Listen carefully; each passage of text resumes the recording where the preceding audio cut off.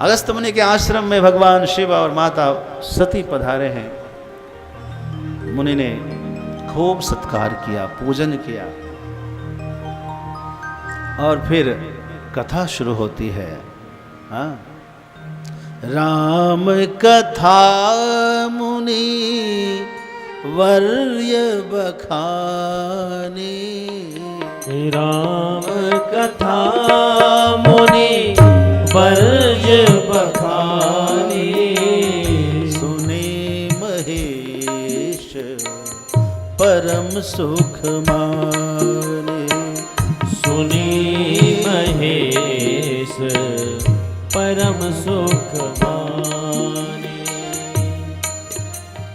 राम श्री राम कथा शुरू किया है अगस्त मुनि ने। सुना किसने? बोले सुनी महेश परम सुख माने। सिर्फ महेश ने सुनी, सती ने कथा नहीं सुनी।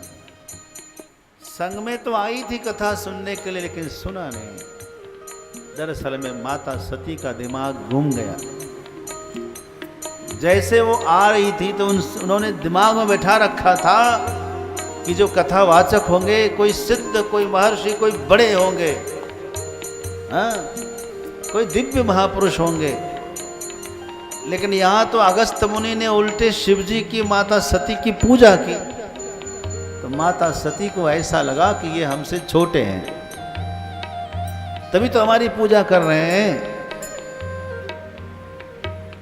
अब सोचो, यदि कथा में बैठे हुए आपके मन में ये भाव आ जाए कि महाराज जी तो हमसे छोटे हैं, यह भाव आ जाए तो कथा आपके अंदर उतरेगी? कथा आपके अंदर नहीं उतरेगी, बिल्कुल नहीं उतरेगी। अब वो कथा सुनते सुनते देख रही है कि महाराज जी की उम्र कितनी है। अभी तो ज्यादा उम्र भी नहीं लग रही है, दाढ़ी भी कुछ काली काली दिख रही है। इनके परिवार के लोग होंगे तो बीच कथा में उठती है, जाती है पीछे, उनके पत्नी उनके बच्चों से मिलजुल करके खा पी करके आती है।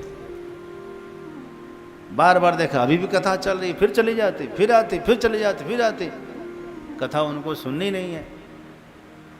आखिर में बैठ गई और शंकर जी को ऐसे धक्का दे कह रही है, चलिए ना जी, बहुत देर हो गई, चलिए।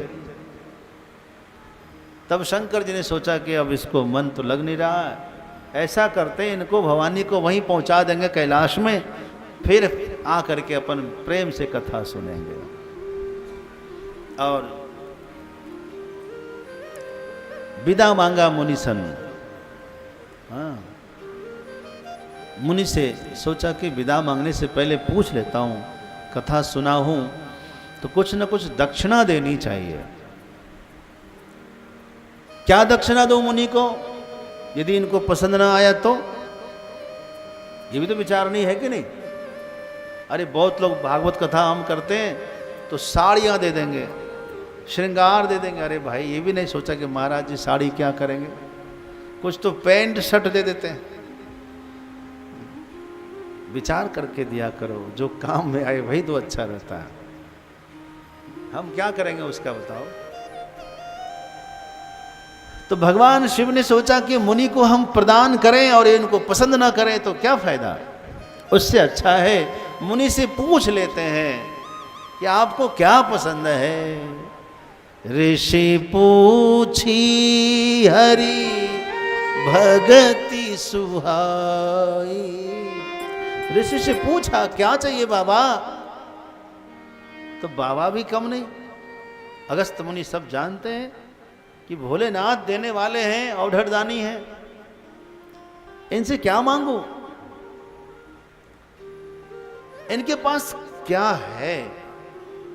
बुद्धिमान लोग जब मांगने के लिए जाते हैं किसी के पास तो पहले सोचते कि उनके पास वो चीज है या नहीं है। कपड़े की दुकान में जाओ और उससे आप आलू मांगो, सोना चांदी मांगो, ओके भाई कपड़े की दुकान में 2-4 मीटर कपड़ा मांग लो, तुरंत मिल जाएगा। आलू की दुकान में जाओ 2-4 किलो आलू मांगो, मिल जाएगा। जिसके पास जो चीज पर्याप्त है वह देता है। उसी तरह से अगस्त्य मुनि ने सोचा कि बाबा के पास तो भक्ति रूपी धन है, तो बाबा मुझे और कुछ नहीं, भक्ति ही चाहिए। ऋषि पूछी हरि भक्ति सुहाई। आगे बैठो, आगे। ऋषियों ने कहा मुझे तो हरि भक्ति अच्छी लगती है। तो शिव जी ने कहा अच्छा, इसका मतलब मुझे भी अब कथा सुनानी पड़ेगी। तो भगवान शिव जी भी कथा सुनाने लगे और सती सुनने लगी। हाँ, कहत सुनत रघु पति गुण गाथा, कछु दिन तहा रहे गिरिनाथ। खूब कथा हुई, कभी शिव जी कहते तो कभी अगस्त्य मुनि कहते। अब भवानी माता सती झनपट झनपट झनपट, क्यों उसका मन लगे ही ना। आखिरकार में विदा मांग करके शिव जी चले हैं वहाँ से। शिव जी सोच रहे हैं कि हम तो कथा सुन लिए, लेकिन भवानी ने कथा नहीं सुनी। तो एक काम करते, भवानी को राम जी के दर्शन करा देते हैं। क्या करता है? दर्शन करा देते हैं। बंधुओं, साक्षात राम जी दंडकारण्य में लीला कर रहे थे उस समय।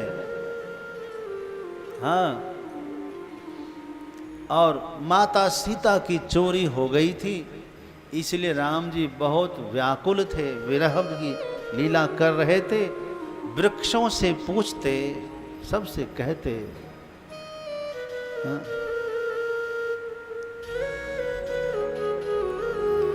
हे खग मृग हे मधुकर श्रेणी, तुम देखी सीता मृग नैनी। क्या तुमने देखी है सीता जी को? देखी? ऐसे पूछते रहते थे। और शंकर जी ने उसी समय राम जी को देखा, दूर से ही प्रणाम किया। जय सच्चिदानंद, बोलो सच्चिदानंद भगवान की। सती तुम भी प्रणाम करो, बोलो जय सच्चिदानंद। सती बोले ना, हम नहीं करते प्रणाम, जहां देखो वहीं प्रणाम, क्यों प्रणाम नहीं करोगी? सती कहती आप देख नहीं रहे, ये कोई राजकुमार है, बेचारे की पत्नी चोरी हो गई है और पत्नी की खोज कर रहे हैं, रो रहे हैं, विलाप कर रहे हैं, आपको तो क्या सोचता है जय सच्चिदानंद कहीं भी। शिव जी बहुत समझावे, अरे सुनो, जासु कथा कुम भजरे से गाय। जासु कथा कुम भजरे से गाय। जासु कथा कुम भजरे से गाय।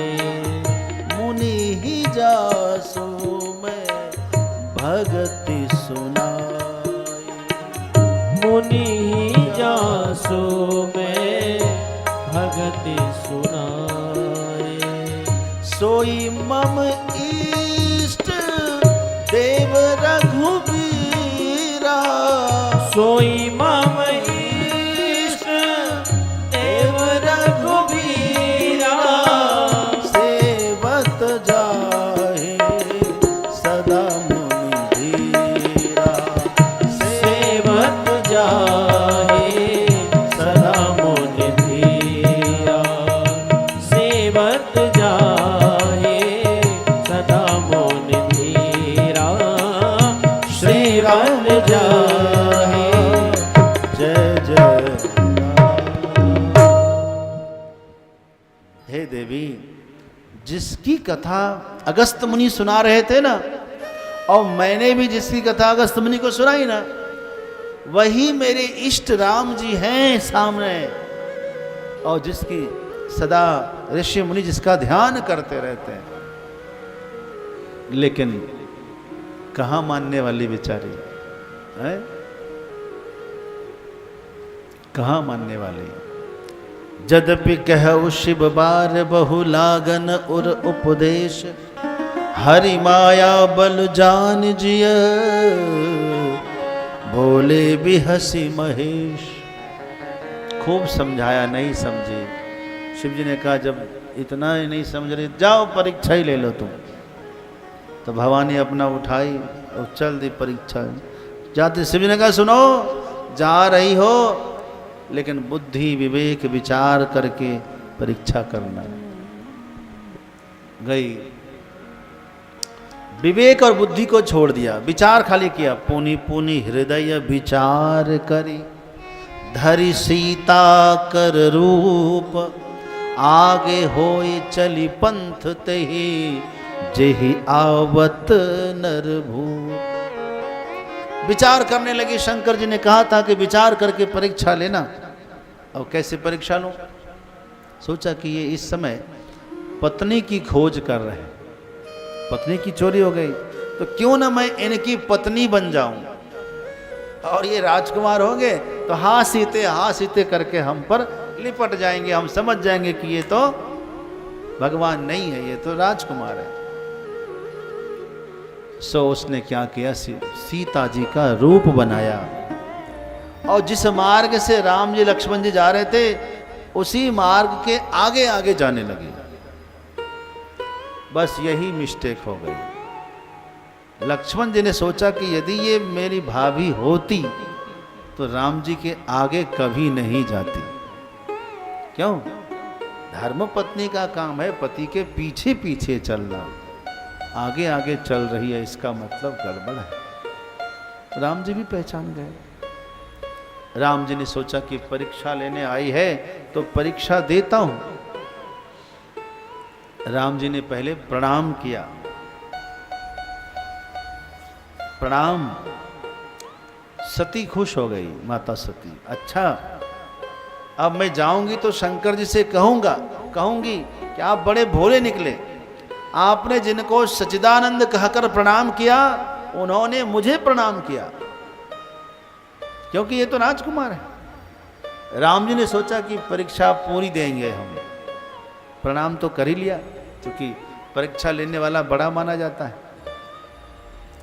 राम जी ने फिर कहा, अच्छा माता ये बताइए, इस सुनसान वन में अकेली किधर जा रही है, क्या कर रही है?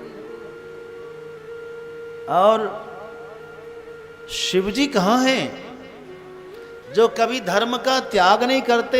ऐसे वृक्ष के ही तो महादेव कहाँ हैं और आप विपिन अकेली फिरहु के ही हेतु। अब सती का दिमाग खुला, हो ये तो पहचान गए हमको। लज्जा आ गई, लज्जा के मारे सिर झुका लिया। राम जी ने थोड़ी और बात की तो पीछे पलट गई कि अब जाऊंगी यहां से, निकल लेती हूं। पोल खुल गई हमारी, तो अब क्या करें? जैसे पीछे पलटी तो क्या देखा कि राम लक्ष्मण सीता तीनों जा रहे हैं। वापस पलट के देखा तो इधर भी राम लक्ष्मण सीता तीनों हैं। अब तो जहां चितवहीं तहां प्रभु आसीना। एकदम घबरा करके आंखें बंद कर लिया तो भीतर में राम लक्ष्मण सीता स्वयं खड़बड़ा के आंखें खोल दिया। कछु न दीख तहां दक्ष कुमारी। फिर वहां कुछ नहीं दिखा। अब उस समय में चिंता में पड़ गई, अब उत्तर क्या देंगे शंकर जी को? आई शिव जी के पास। जाते ही जात शिव के समीप जैसे पहुंची है, शिव जी ने पूछा, हंसी पूछी कुशला, कहिए सब कुशल तो है, और लीन परीक्षा कवन विधि कहु सत्य सब बात। कैसे परीक्षा लिया बताओ जरा। तब उस समय माता सती आज पहली बार जीवन में झूठ बोलती। शिव जी को शंका थी कि ये झूठ बोल सकती है, इसीलिए कहा सच बताना। जैसे ही कहा सच बताना, वैसे ही झूठ बोल गए। कहती है कछु न परीक्षा लीन गुसाई, कीन प्रणाम तुम्हारे ही नाई। कछु न परीक्षा लीन गुसाई, कीन प्रणाम तुम्हारे नाई। कछु न परीक्षा लीन गुसाई, कीन प्रणाम तुम्हारे नाई। कुछ भी परीक्षा नहीं लिया भोलेनाथ, है ना? कोई परीक्षा नहीं ली। जैसे आपने प्रणाम किया ना, जय सच्चिदानंद, मैं भी जय सच्चिदानंद का करके प्रणाम करके आ गई। और शंकर जी ने सोचा कि अरे कितनी बार समझाया, जो एक बार भी मेरी बात नहीं मानी और वहां जाकर चुपचाप प्रणाम करके आ गई, ऐसा हो सकता है क्या? जरूर कुछ ना कुछ गड़बड़ है, दाल में तो कुछ ना कुछ काला है। और तब शंकर जी ने, तब शंकर देखे उधरी ध्याना, सती जो कीन चरित सब जाना। तब शंकर देखो ध्याना, सती जोगीन चरित सब जाना। कछु न परीक्षा लीन गुसाई, कीन प्रणाम तुम्हारे नाई। कछु न परीक्षा लीन गुसाई, कीन प्रणाम तुम्हारे नाई। शंकर जी सब समझ गए। अच्छा, सीता माता का रूप धारण करके आई, अब तो तुम मेरी माँ ही बन गई हो, अब पति के रूप में मुझे नहीं प्राप्त कर पाओगे। शिव संकल्प कीन मन माही। आकाशवाणी हुई, महादेव ऐसी प्रतिज्ञा कौन कर सकता है? माता पूछती रह गई, बाबा क्या प्रतिज्ञा किया? शिव जी अच्छा बताएंगे। कैलाश लेकर गए, हाथ पैर धोकर जैसे बैठे, माता सती आई तो बगल वाला आसन उठाकर सामने बिछा दिया। सन्मुख शंकर आसन दिन्हा, अब आप यहाँ बैठिए। अब बोलो, समझदार समझ जाएगा नहीं समझ जाएगा? बगल वाला आसन उठा के सामने क्यों बिठाया? इसका मतलब है कि कुछ अब हिल गया है मेरा, हिल गया आसन। बड़ा दुख हुआ। शिव जी कुछ कथा सुनाते, मन कथा में नहीं लगा। शिव जी समाधि में गए।